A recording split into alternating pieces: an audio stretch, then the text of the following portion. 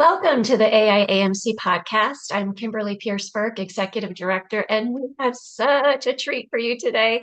I'm really excited to be chatting with Dr. Laurinda Calongne, who is a former board member of the AIAMC, a dear friend and colleague, and now a best-selling book author. Can you believe it? Laurinda authored Still Standing, Leading Wellbeing in Crisis-Tested Healthcare Systems. So I did a book blog on this as well. Check that out on the AIAMC website and be sure to listen or watch through to the end of this podcast for our, we like to do fun facts. If you've listened into us before, it's just a nice way to get to know our guests a little better. So Laurinda, welcome. We're delighted to have you. Thank you so much. I feel like I'm home, Kimberly. Oh, it's so sweet. I was reminiscing and thinking about chatting with you today. And I distinctly remember the first time I met you, Laurinda. It was in Chicago in October of 2013, I think, when we kicked off National Initiative 4. So it was NI4 meeting 1. And you were with leading Our Lady of the Lake. You were a new member. And we just immediately hit it off. You have this effervescent personality, and you're like, I just told my people, why are we over here? We need to be in this group. This is the group for us. And boy, you just hit the ground running. Our Lady of the Lake won the AIAMC Innovation Award in 2015. A year later, you were appointed to our board of directors. You were integral in a major strategic planning and rebranding process that we went through, and your marketing background was so helpful. And you were going full guns, girl, for 5 or 6 years. And then something happened, something stopped, and you stepped away. So can you share with us what happened and how that helped, how that was maybe part of the catalyst for you writing this great book? Yeah, I think to your point, I think this happens to us, right? We go from one project, one crisis to the other, and our work with AIAMC was so instrumental. What may not have been known to the larger group was Our Lady of the Lake and a public charity hospital system. We had assumed the teaching from Mm. that. So we went from not being a teaching hospital at all to being a major teaching hospital with Mm. 17 residency Oh programs. my And gosh. I was the chief academic officer. So I think, for me, Kimberly, it may have felt like, oh wait, what happened to her? She just kind of went away. But the reality is it was 20 years of relentless pressure and stress. And I was in Chicago at an ACGME meeting. It was the middle of February. We were in a meeting and my elbow began to swell and was throbbing. It was very hot, warm to the touch. And I was leaving to go back to Louisiana. And I just, asked the physician sitting next to me, I said, can you just feel that? Does this feel warm and swollen to you? It's starting to hurt me. And he said, oh, yes, it's double the size of your other elbow. And then he asked me if I was on hormone replacement therapy because he thought I had a clot and shared with me that he was concerned about me flying back to New Orleans and maybe we Ah, should just walk over to Northwest. Northwestern is pretty close to ah. the ACGME offices. And I had the privilege of having Dr. Kevin Weiss walk me over to the hospital, and it was great that people knew Yes. knew Mhm. Dr. Weiss, and the nurse asked me for a urine sample, and I realized I had not urinated in 2 days, and Oh my I could gosh. not produce a urine sample. Long story short, I had developed a condition called rhabdomyolysis. Um, myelitis. I always have a hard time pronouncing that word. I have to tell you, I just call it rhabdo. That's what most people know it as rhabdo. And I was in acute renal failure and was hospitalized for a week. My liver also took a hit, and I had no risk factors. I was on no medication. The only thing they can think, I was doing CrossFit at the time, and I live chronically dehydrated. I Mm. just don't take time to Mhm. focus on water intake, or did Mhm. not at the time. Mhm. And so it was basically chronic dehydration and exercise. Mm. But that absolutely stopped me in my tracks because for anyone who has had kidney issues, you are so depleted and exhausted. I was awake maybe 3 hours a day. I just could not. I had no energy, and not only that, cognitively, I knew I was struggling. I knew I am not on top. I'm confused. And that went on for weeks after. Oh my gosh, that's And scary. specifically remember them saying it's almost like you have, if you've ever had mono, it's a good 6 to 12 weeks of recovery Hmm. from the fatigue and Hmm. just no energy.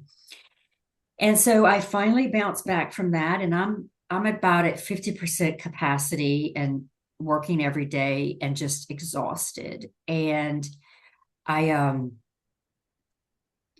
COVID, where I mean, Hmm. the rhabdo happened 2 weeks before the country shut down. So Oh, like I left ACGME and they were telling us, I think we're going to have to shut down and not do anything. And so what does that look like for training? Um, and then 6 months after that, I was still not, again, like at 50% capacity and was having some balance issues and ringing in my ear. And um, I was in a meeting at Our Lady of the Lake and just said to a friend of mine who's an ENT, I said, ENT physician, I said, I don't know if it's vertigo. I don't know what's happening, but I feel like I have water in my ear. And like, it's not just feel it, like water is dripping out of my ear. And, I just went to the beach but I don't know, it just feels like it's just full of water. And he said, just walk to the office back with me. I'll take a look at it. And he took a look and said, well, I need to go get my neurotologist friend, Dr. Arriaga, to come take a look at you. And Dr. Arriaga is an inner and middle ear specialist. So, and he only sees high risk things. So I knew that was not good. And then within one day, I was seen by a neurologist and a neurosurgery. And 2 days later, I was having brain surgery at the oh height my, of COVID when my oh my. husband could not be with me. And it was an ICU stay, and it was an intensely difficult recovery because my vestibular nerve had been damaged. So I had very little balance center in my brain functioning. So Kimberly, and you know me, so to go from high Oh, Energizer energy, Bunny. and exactly, that's what I'm called, the bunny, for a reason. It's like I never stopped, and I loved my job. I absolutely loved it. But when I tell you, I went into an extremely dark place and realizing that I couldn't do it anymore. Mm, And I never wanted to be that leader that people start to talk about and say, like, she probably should have left a few yeah, years staying ago. past And her time. Yeah. exactly. And I knew going into COVID, I couldn't do another crisis. I could not do one more big lift like that. And so I announced my retirement, and to the surprise of many people, but I didn't want to. I knew I needed a year off. I knew like there was no such thing as a sabbatical, but I needed to stop and let my body and mind and emotions heal. Yeah. And that's what I did, and found a full-time professor position at the university that the system owns, and was doing that. And so I kind of disappeared off the radar, but happy happy that I did spend some time, and hopefully people don't have to go through what I went through, to Yes. recognize that Mhm. when you're depleted and keep going, you're only hurting yourself. And Yes. I learned that the hard way, and hopefully can help others not have to go down that path. Yes. To not be in the ICU Mhm.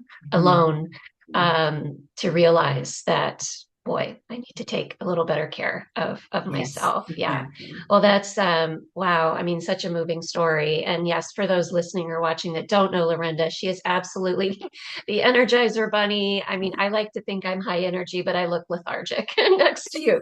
So you share in your what I love about your book, it's evidence-based, it's spot on.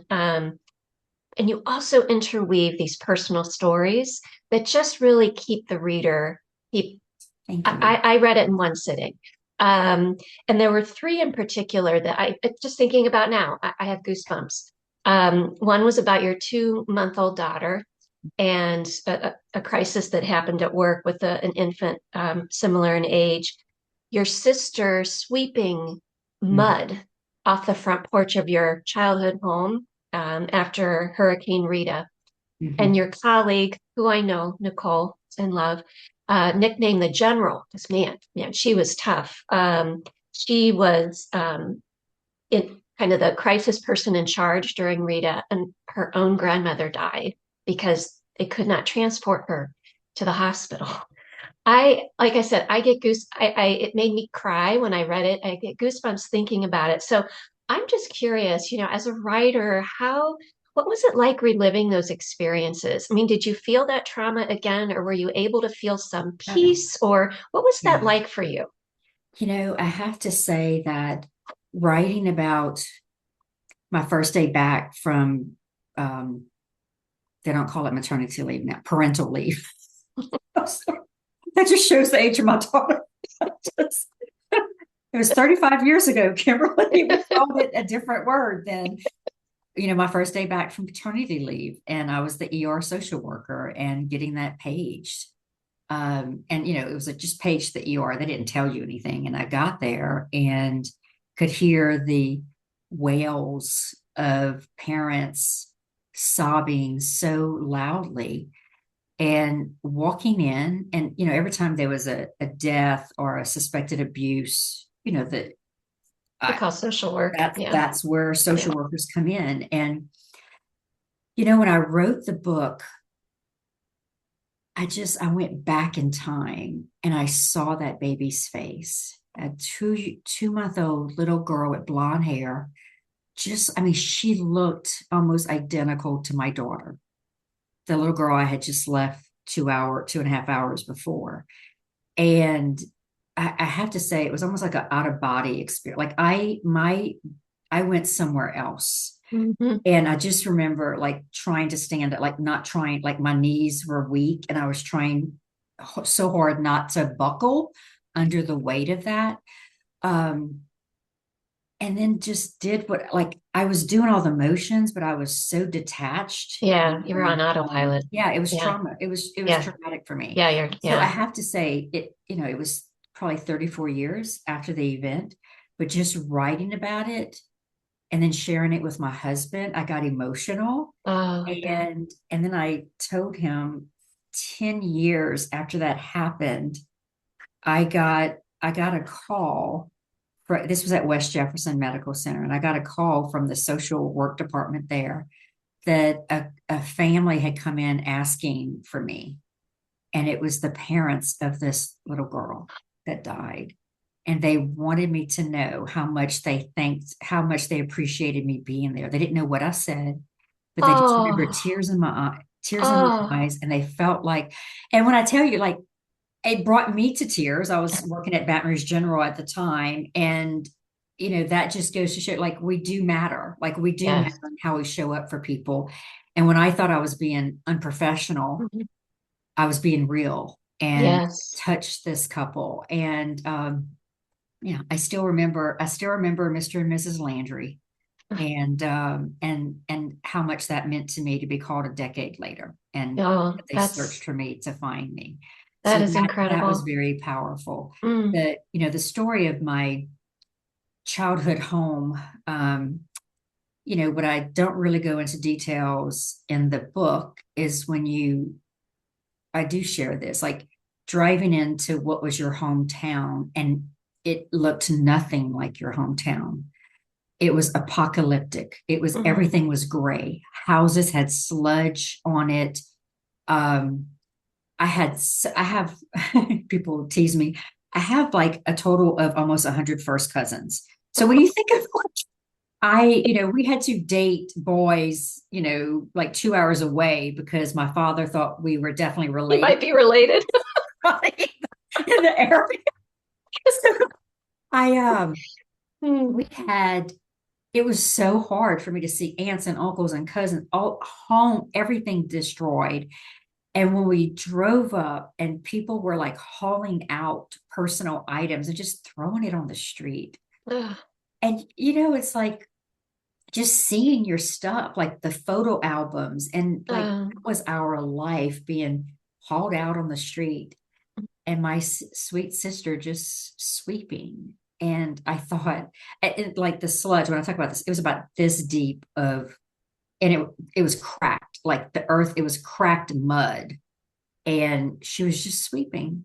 it was And something she could do.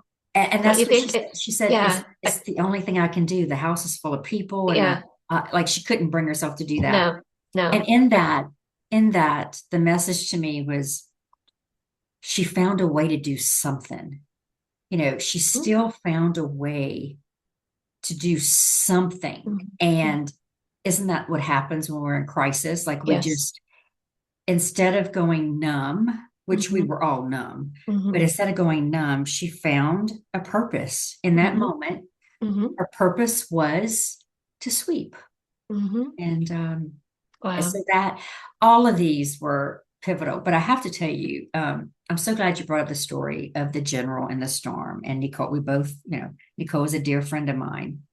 When I was writing the book, I reached out to Nicole and said, I talk about Katrina, but the rest of the world doesn't know that Hurricane Rita hit the other half of the state.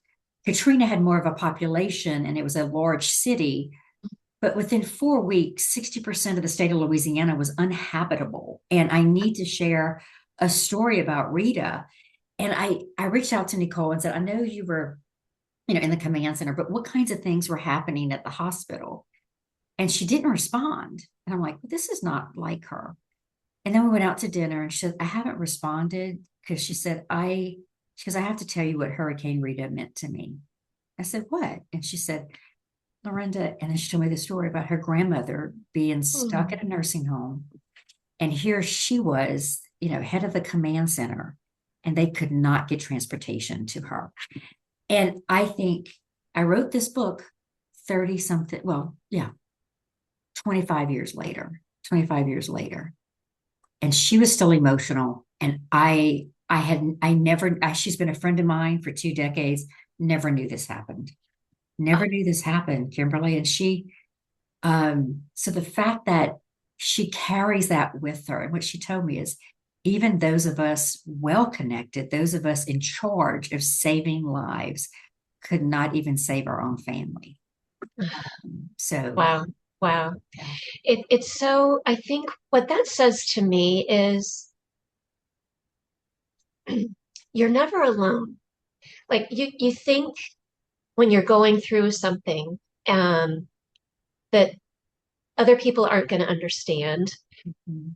but Mhm. we all have, maybe not as dramatic as some, but we all carry that weight with us. Mhm. And to be in a Mhm. resilient, high Mhm. performing, to be in an environment where it's safe to Yeah. share that, and Yeah. it's safe to say, you know, Mhm.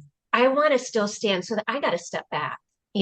That, I mean, that is Mhm. just such an incredibly powerful message.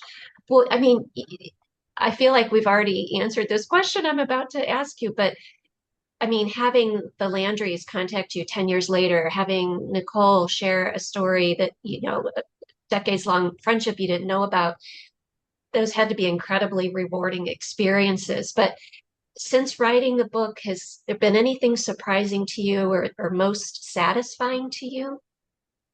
I think for me, the most satisfying thing is I'm going to try not to get emotional, hearing from residents, Oh, hearing from, wonderful. oh gosh, hearing from, I've spent 3 decades of my career working in graduate medical education, teaching as faculty, running clinics, and then being the chief academic officer. So when I think about, gosh, that's 3 generations of physicians.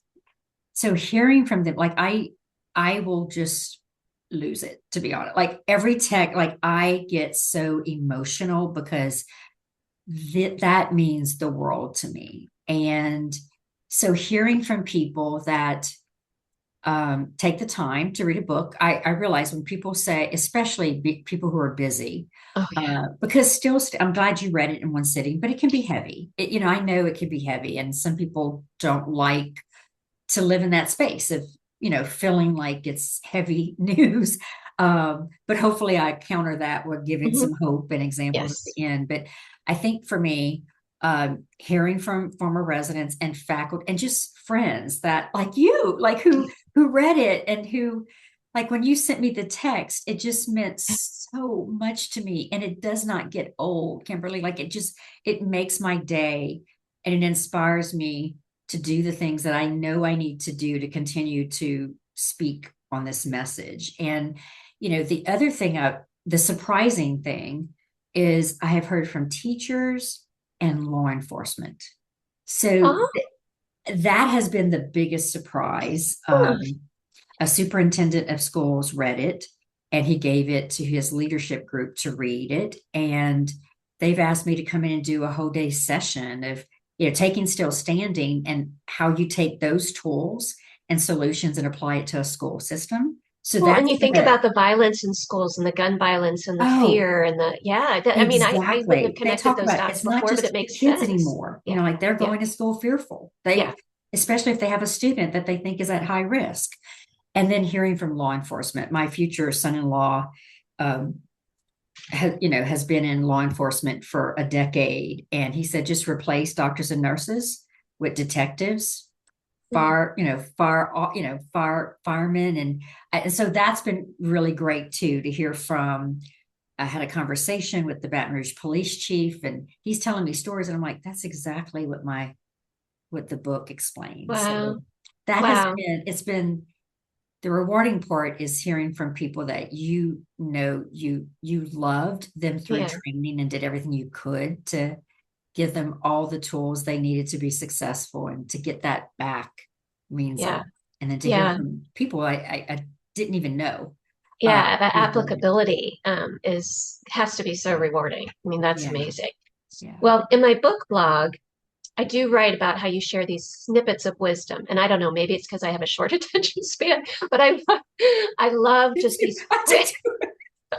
I love these sort of quick, like, and things you can remember and, and tell yourself.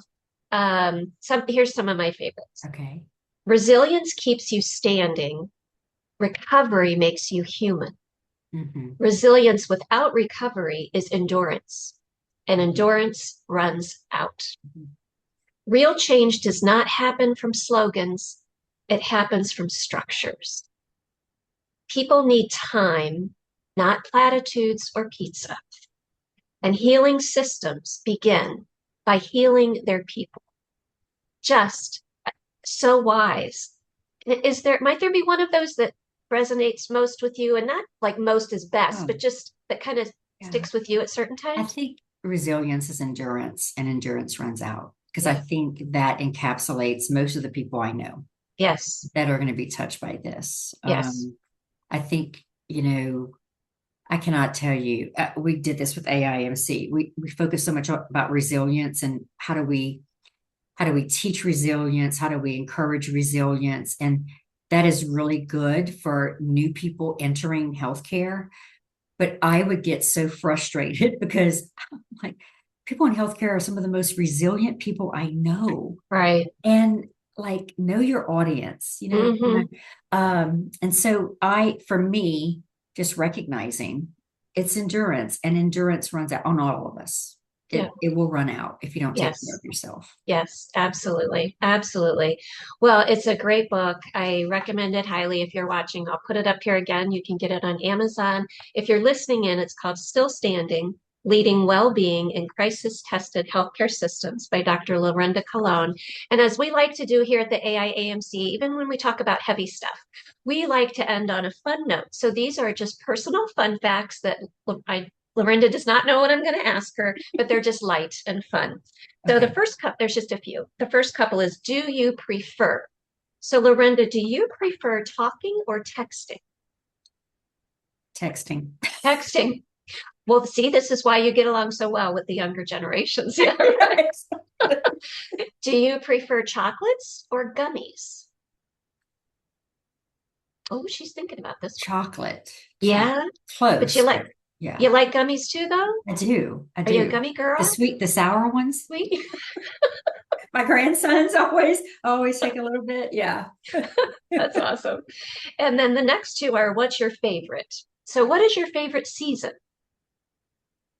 Fall.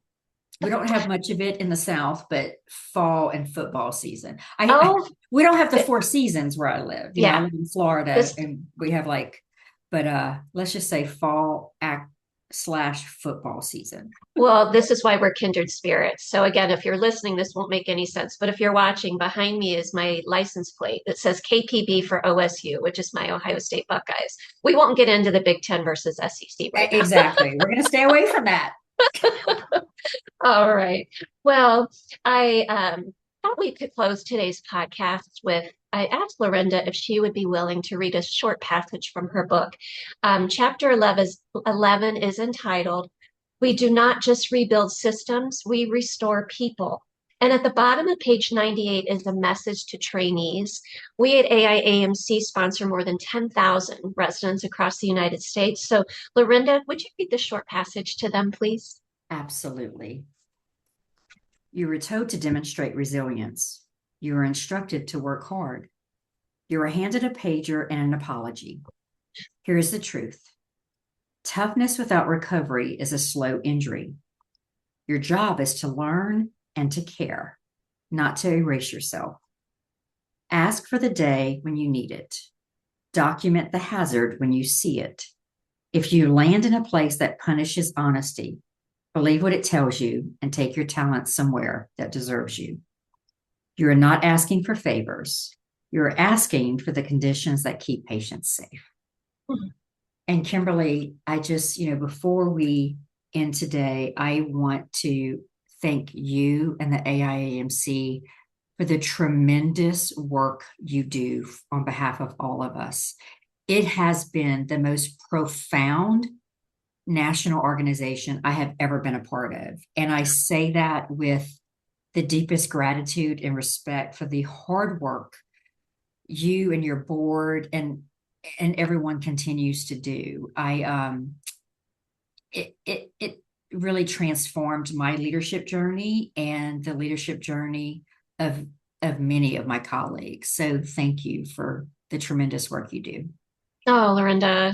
Oh, now you're going to make me tear up.